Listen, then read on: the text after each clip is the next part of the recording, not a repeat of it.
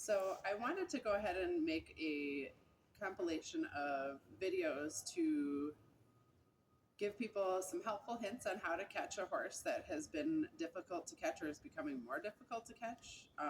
One of the first things we want to think about is how much are we asking them to do when we finally do catch them, and is it too much?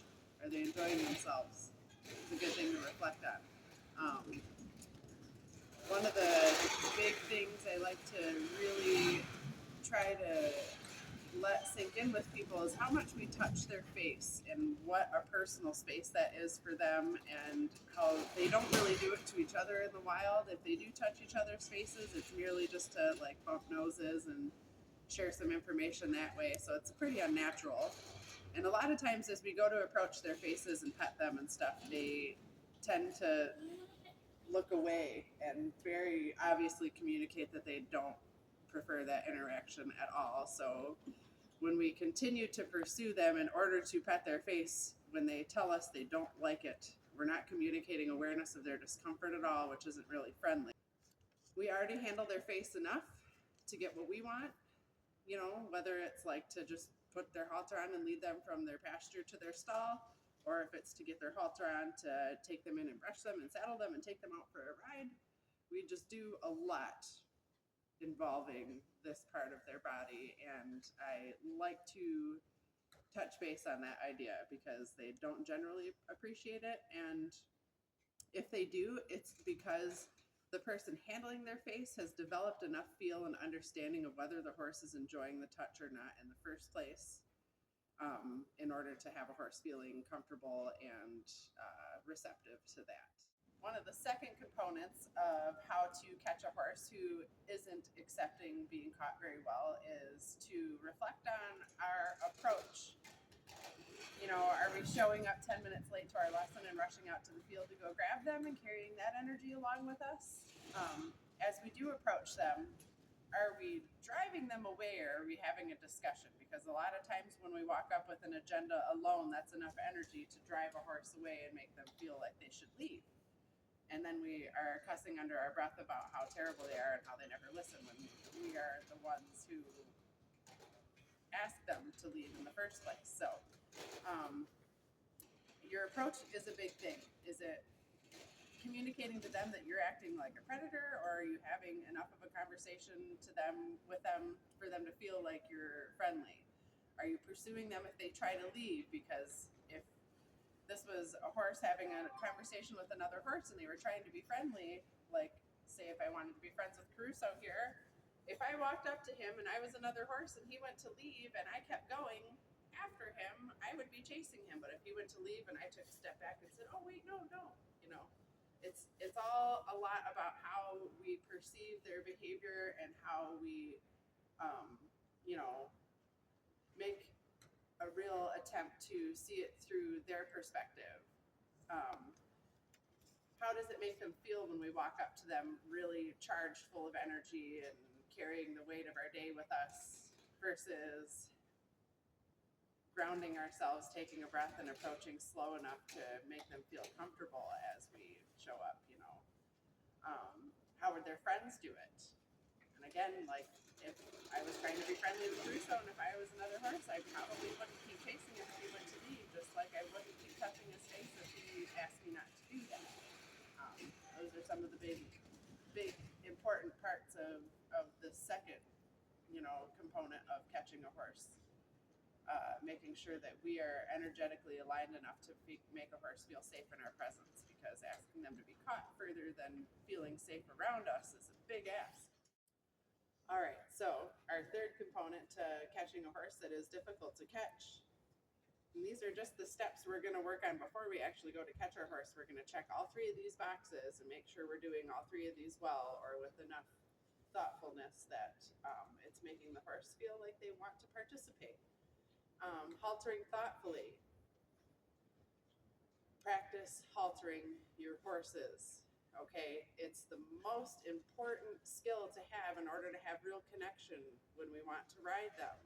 If we halter them by poking them in the eyeballs 3 to 4 times with the halter in our fingers as we slide it up over their face, we're probably not telling them that we care much about how they're feeling and whether they're comfortable or not. And I mean, to me, my face is sensitive enough. I can only imagine how they feel, you know. So if they have